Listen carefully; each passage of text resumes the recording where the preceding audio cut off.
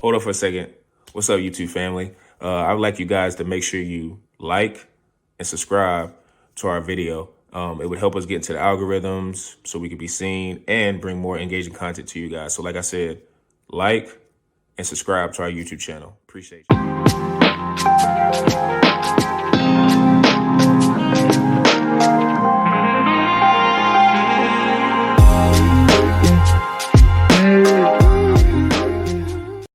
And welcome to another edition of the Pick and Downs podcast. I'm your host, per usual, Sean Tyson, here with Zhu and P. Bush. How are you fellas doing?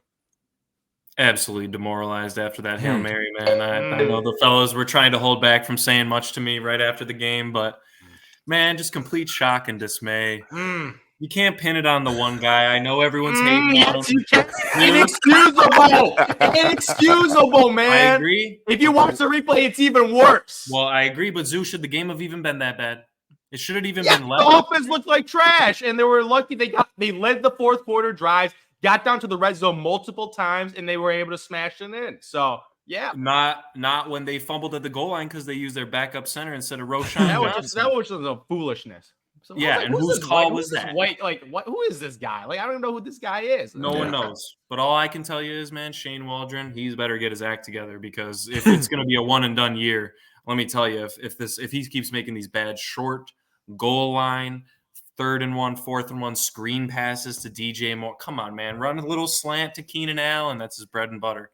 So I'm a little frustrated with the Bears' offensive play calling, but I think after watching how the Lions played this past week, I know it was against the Titans, I had lost my playoff hopes either way, because this division is just way too stacked. Absolutely way too stacked in the NFC North.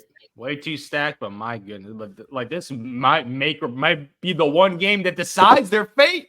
Especially with the division being that competitive right now. Like, one game might go down as a tiebreaker, making the playoffs as a wild card. So, like, I'm not gonna lie, after that loss, my over-under feels I'm a little nervous now. A little shaky. Yeah, a little shaky now after that. Like, they need this weekend. They needed that, and they played awful. They didn't deserve that win, but they were in position to win. So that would have been a nice game they stole. But all I gotta say, these freaking damn Commanders, man, I'm done betting. Like, I picked the Bears over them, 2.5, feeling really, really good. I was like, let's go, Roshan, and then that buffoonery. I'm like, this Daniels guy got a long time to throw the ball. I know there's some holding, but I know by the rest, they probably let the guys play. They never call that. Let the guy throw in Hail Mary. And you got to give Daniels credit for fighting through a rib injury and playing this game.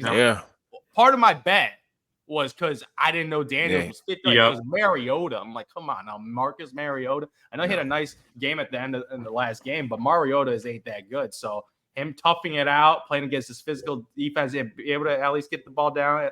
They kicked a bunch of field goals pretty much the entire game, but he got the ball down there, and we had some foolishness down there, and you got to take advantage of foolishness. So I hope that guy gets a little ass spanking after what he did, because my Tyreek Stevenson, Tyreek Stevenson. All I got to say, Chicago ain't happy right now because of you. Pre-celebrating. Yep. I hate NFL players pre-celebrating. That might be the most egregious one.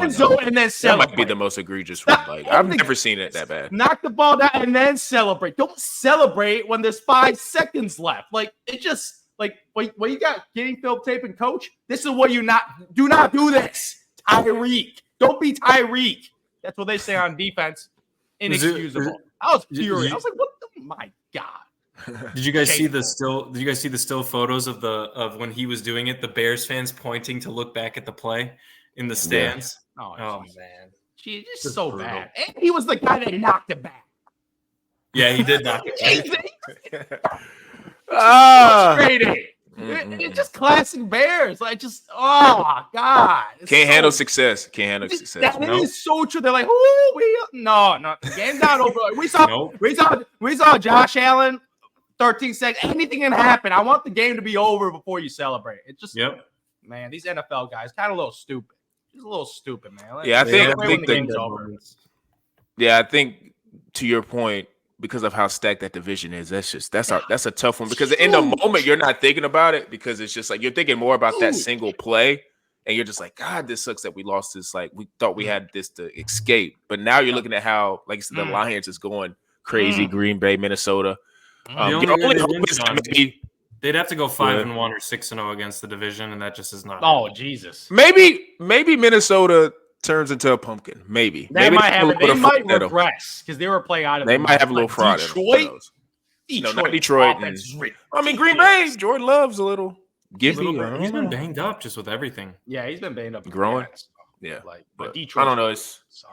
It's part of the growing pains, and maybe if you're a Bears fan, you're looking like if the season didn't turn out the way it turns out, then maybe you get rid of a couple coaches and you get a guy in there that you really want. So I don't know because it's obvious that the team has improved. Get the Detroit Lions offensive coordinator.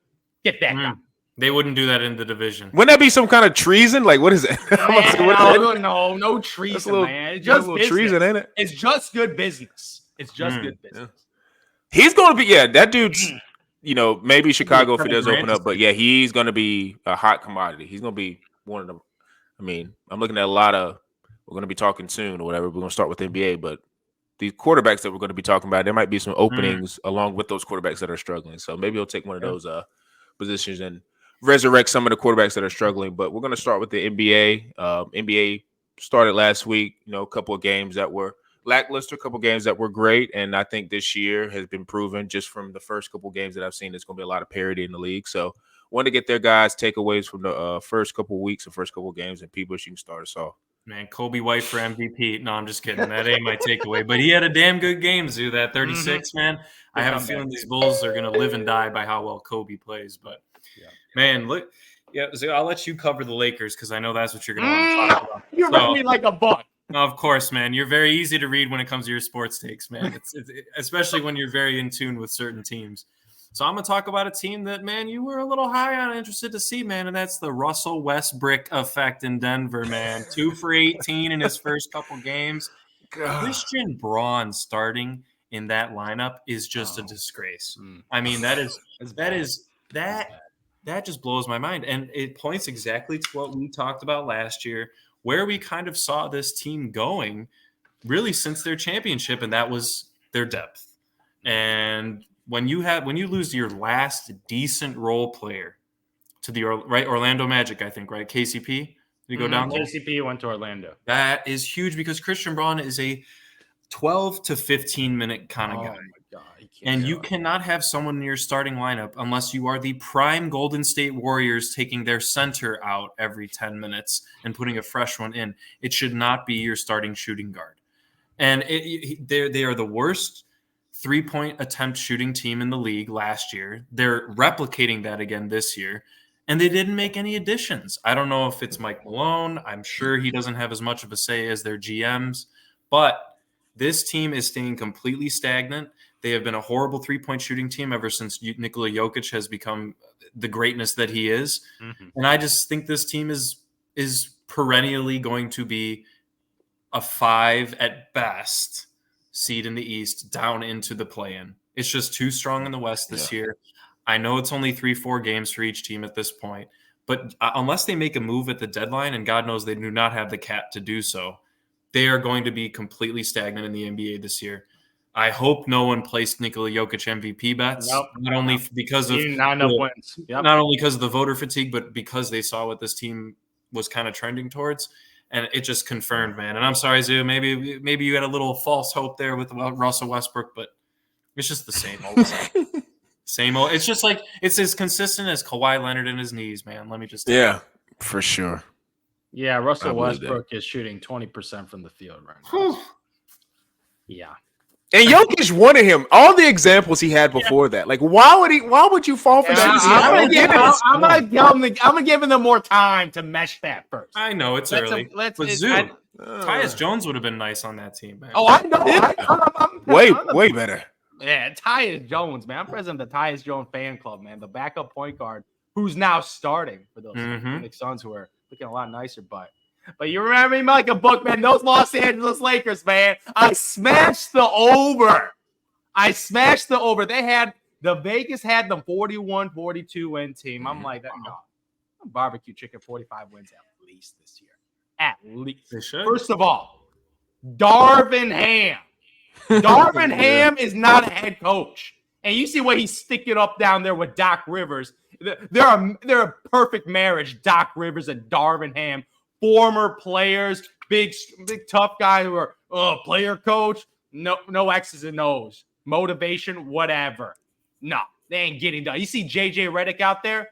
They're calling plays on offense, man. They got a starting lineup that is cohesive. Their offense and their three-point shooting looks completely different this year. If you look at this roster, it's the exact same roster pretty much. Mm-hmm. It's just the exact same roster with Austin Reeves with a little more money. That's pretty much all it is right now. Because you see Rui Hachimura. Oh, he balling. The biggest thing he looks like a different player. Oh, Anthony Davis playing like an MVP candidate. Yeah, and that could be a sneaky placement, Zoo, but his health is always an issue. Yeah, 80, but 80 right now, he dropped a 33, 12, and 3 on 55% shooting. Like, LeBron ain't even playing that well, especially last game. He played awfully. So, Anthony Davis he's the center of the offense right now as the primary scorer. And it's just the play. It's just when you got a competent, like JJ Redick, I know he's unproven, zero experience. But just from the way he talks X's and O's, I know it's just a podcast, but an interview. But that podcast was an interview for the Los Angeles Lakers job, and he got the job real quick. And you see why you're right now, especially with the three-point shooting of the Los Angeles Lakers right now, it's just night and day on offense. Mm-hmm. The offensive play calling is a lot more, I would say, creative compared to the old Los Angeles Lakers team, man. They need a fresh voice right now. Like, if you look at the roster, like Dalton Kennett was their biggest addition. Like Dalton Kennett, a rookie. He's gonna be really good. He's a sniper, but he's ready to play now. So. In that preseason game, he dropped 30 points in the preseason game. But he'll be he'll know his role as a shooter, off ball type of guy. Yeah. But like for me, this Los Angeles Lakers team, I don't know if they could compete for a championship because I am a very anti D'Angelo Russell guy. They got to trade him. That's the big thing. He just sucks, man. Bad defender. When he's a very streaky shooter, but he's on, he can really hit. Like, see, that's the thing. When he gets on, that's when I get. His shot looks. When he's nice, on, he's just like, I'm D-Lo. Ice in my veins. But what he ain't saying that, like, man, he got no blood in his veins, man. He got no heartbeat. So like, D'Angelo Russell is a definition of boom bust. In the playoffs, he's more bust. So he's my biggest hole on that roster right now because I like Hachimura at the 4. I like Austin Reeves at the 2. Because he can do a little of everything, on ball, off ball. So I like the roster. So for me, the Los Angeles Lakers, this team could win 50 wins this year. Absolutely. If they stay healthy, obviously LeBron got to stay healthy, AD stay healthy. But this team, this roster on paper with the talent and the complementary players right now with JJ Redick as a head coach, this team is a legit, I would say, a legit top 4 seed in the playoffs. That's what we're going to be fighting for. And that's what the expectations should be. Obviously, OKC, I'm putting them in another category right now because Chet Holmgren has leveled up. Like I remember, I call him that Chris Bosh type of guy. He has the potential to be better than Chris Bosh because I feel like he's even more versatile as a defender, especially because Chris Bosh developing that. Chet Holmgren is a more natural defender, and his 3-point shot, like that was his bread and butter coming into the league as that. So OKC is that new category, but for me, the Los Angeles Lakers go for that 50 wins and see if they can make some noise in the first 2 rounds of the playoffs. Yeah, I definitely agree with you with the Lakers. And really quick to add to the Lakers' point, what I think is really interesting is them playing through AD. You thought that would have happened a couple of years ago, but it also feels like the energy around the players that are like the Austin Reeves, Dalton Kennett. I know Max Christie's kind of played a little bit and hadn't been all that, but like the younger guys, it feels like with them playing, even though AD's like older, but like with them playing through AD, you can kind of see what the team's going to look like last night, for instance, when LeBron's not there anymore. And I think they're going to be. I think they're going to be fine. Like they're slowly the pigs and stuff.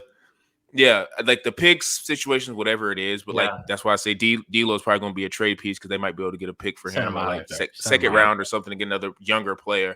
But I do like that. Like JJ has opened up what the plan will be post LeBron, which is like you didn't see that with Darvin, you didn't see that really with Vogel, even though he won a championship. You didn't really see like what the plan was going to be with LeBron because you're always depending on LeBron. But that is nice that they're doing that. But for me, it's definitely Orlando Magic, and I wish we would have had the pod yesterday because Paolo went for the 50 piece.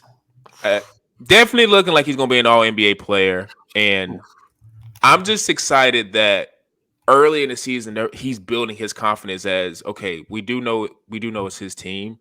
But I think how Paolo's playing, other players are feeding off. Like Franz is now shooting like he's a guy who was shooting before last year's little, I guess, blip on the radar.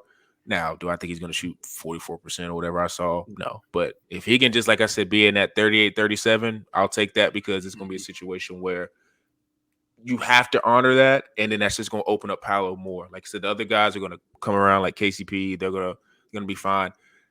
You know, Jett Howard is a wild card for me. Like, if he can somehow, and I know he's like kind of stuck on like the end of the bench and like he's G League, but if he can somehow become another knockdown shooter, because that's what he was doing at Michigan, if he can somehow become a shooter and become viable towards the middle to end of the season, that's another guy that could be really good for them.